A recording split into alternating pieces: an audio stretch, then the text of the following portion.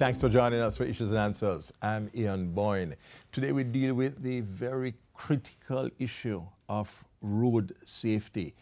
The deaths on our roads are a major concern.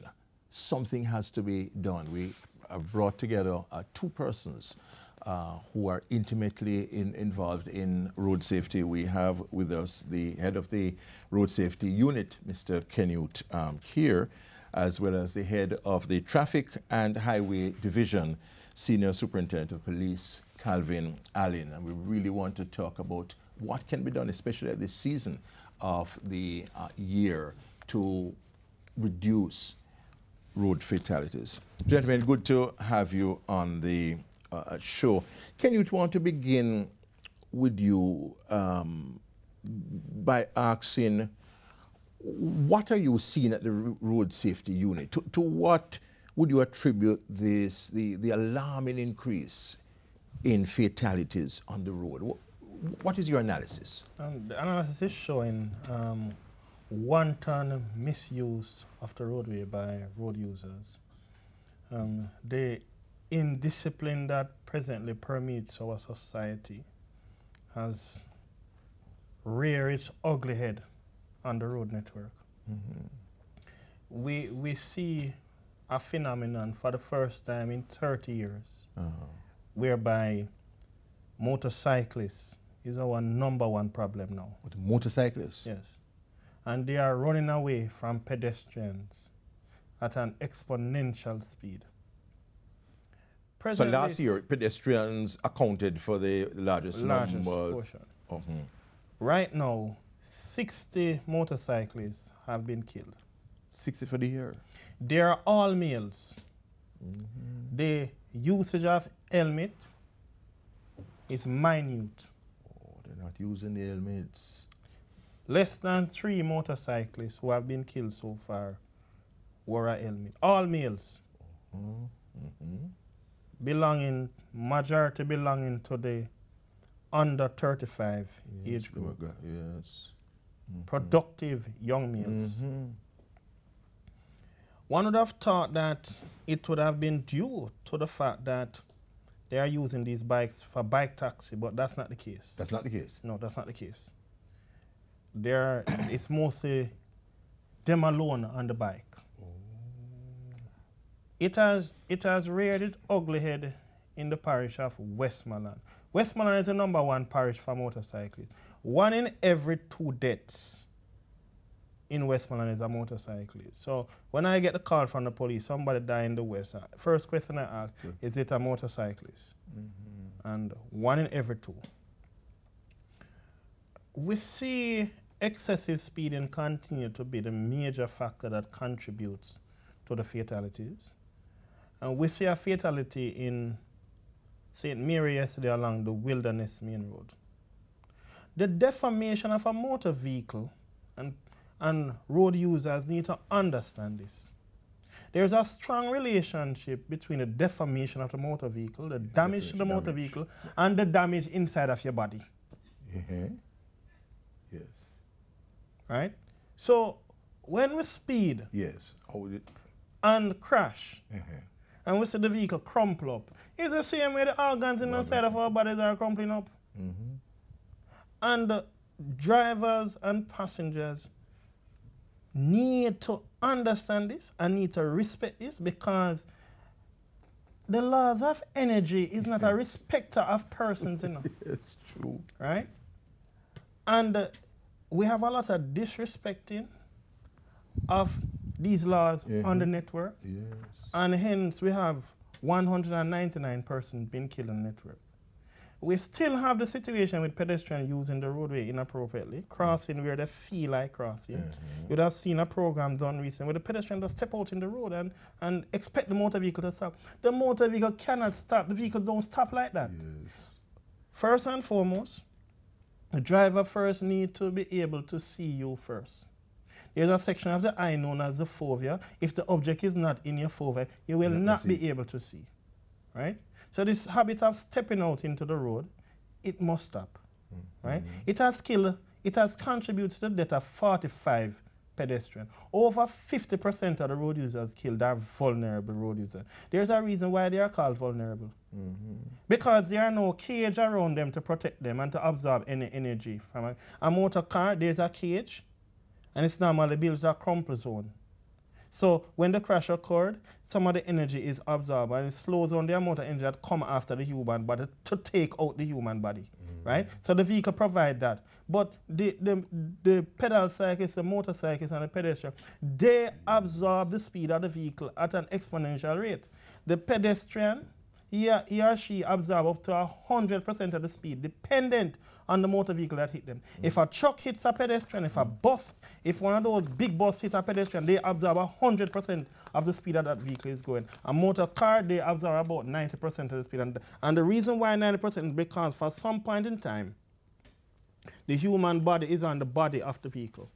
And then it's thrown up. And when the head connects with the asphalt, trust me, you will never see a piece of asphalt in a hospital bed being repaired. It's the human being that is in the hospital bed seeking medical attention. And when the head hits that tough piece of asphalt at that speed that that vehicle is going, because it's the speed at which that vehicle hit you at, you know. Oh. That's the speed your head and your body is going to connect that ground. Break you off here now so we can contemplate that. Canute is usually graphic, but he needs to be graphic so that we can understand what is involved before it's too late. We're talking road safety issues today, important issues. We'll take a break, but we'll be right back.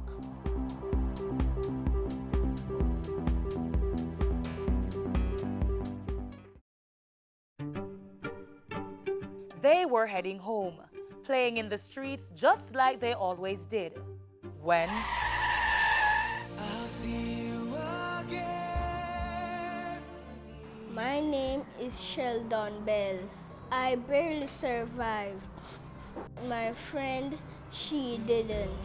I'm now much more careful on the road. You should be too. 330 Jamaicans died in road crashes in 2014. 99 of the deceased were pedestrians.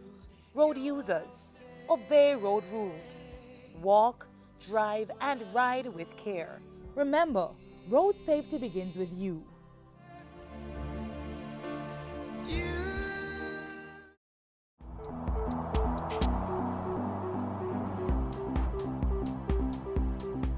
Too many crashes on our roads. That's why we are front and center in this issue of road safety today on Issues and Answers. We have the head of the road safety unit, Mr. Canute, here, and the head of the traffic and highway division of the JCF, Senior Superintendent of Police, Calvin Allen. SSP Allen, tell us, what are the enforcement measures that are being put in place? Because if people won't use common sense, if people don't work in their own rational interests, you know, then law enforcement has to help to bring some sanity. What is being done by the police? One of the key strategies of the constabulary is presence. Yes, and I see it a lot in Kingston. Yes, yes, and I'm happy you're seeing it. I'm seeing it a lot, day and night. It is also replicated right across the island. It is. However, even though the police is present on our roadways, and not just traffic police, but other policemen under the direction of the commissioner, from time to time we want to ensure that the citizens feel safe knowing that the police is on the roadway. But you still find that from our analysis, some 80% of the fatal crashes that we have had so far are due to human error. And Canute would have spoken very passionately, and I must say that I support him 100% in his efforts at the road safety unit towards the goal and objective that we both seek to achieve. We have been on our roadways. As recent as yesterday, I led a team into the parish of St. James, which is one of the parish in focus, not just from the perspective of road fatalities, But Criminal otherwise, activities, yes. and within this space of 4.5 hours, we would have prosecuted over 300 breaches of the Road Traffic Act. Yes. In fact, the one that stands out in my mind is a well-dressed,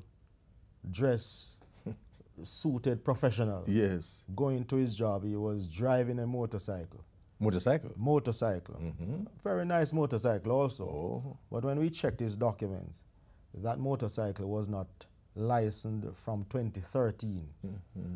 And I just use that as an example to show off the various challenges we have on our roadways. I said to some colleagues of mine that if you journey into the parish of Savannah Mar, over 400 seized motorcycle is at the station. But what is ironic is that the owners of those motorcycles, they are not coming back to claim those bikes, but you will see them the following day on a new bike. And so our investigation is showing where what we would call this easy money is coming from. So there's a connection between a lot of scamming yeah, we are seeing and the some proliferation connection. of these We are seeing some connection. Your cyclist sees, we require you to now come with your documents to claim and to go and have it registered. That is not happening on the roadway at all. The wearing of protective helmet by our motorcyclists, Kenwood would have alluded to the fact that we have lost 60 motorcyclists since the start of this year. About 3 days ago, I was signing some of the accident investigation and reconstruction reports. And so in that report is the photographs of what transpired. And, you know, it brought home to me that my staff at that unit need to get regular counseling based on the graphic nature of what we were seeing in those instances. So excessive speeding, Sir Boyne, continues to be one of the main factors in that regard. And although the police would be out there, although we would prosecute, although we breath test, you find that as soon as that motorist leaves the scene where the checkpoint is, within no time they go back to their whole behavior. Yes. And then you have the regular practice of motorists alerting others that where police is down the road and a man is flashing their headlamp, indicating that police is down the road. But the point about that is it should never reach to that stage where you have to be alerted by fellow motorists for you to curb your behavior, right? So it is that internal discipline that we want from our motoring public, for them to really understand the dangers of our roadways. Are there particular hotspots that are policed more intensely? Because you would have done the analysis as to where most of the accidents take place. So isn't there a particular focus by the police on those areas? Indeed. In fact, it is more than just spots. There are some parishes that we give more attention to than others. Westmoreland. And yet you still have the Westmoreland. Yes. St. Anne, Clarendon, Kingston and St. Andrew, and St. Catherine are some of the parishes that continues to produce most of our fatal crashes. And we have done in-depth analysis, not only to look at the spots, the bad spots, but also the time of day where most of these accidents occur. And so we skew our deployment as against those analyses. And we're still having the crashes, and in fact, an increase. So what's going wrong, Kenwood? I think between the policy and the operation, what's going on? For road safety to succeed, and for us to be able to seriously stem the tide of traffic crash, we have to have what we call a road safety social contract.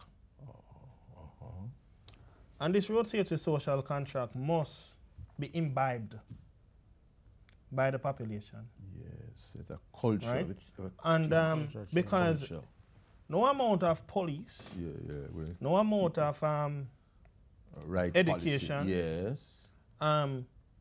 re-engineering of the network alone will solve. This thing depends a lot on the human behavior. Yes. Final message to the people. Those of us out there who love robots, rest assured, if these robots should crash and you are injured, you have to sue the driver and the owner. There is no insurance policy for roboting. Desist from taking those needless risks. We receive the calls, at least 10 calls per week. Our destiny is not left up to any chance. It's a matter of our choice. Let us make the proper choice out there. Sobering words from the head of the Road Safety Unit, Mr. Kenute, here. And he was joined today by SSP Calvin Allen, who is head of the Traffic and Highway Division of the Jamaica Constabulary Force. We have to deal with this serious issue of road fatalities. Every one of us has to do his part. Until next week, Ian Boyne wishing you a pleasant day.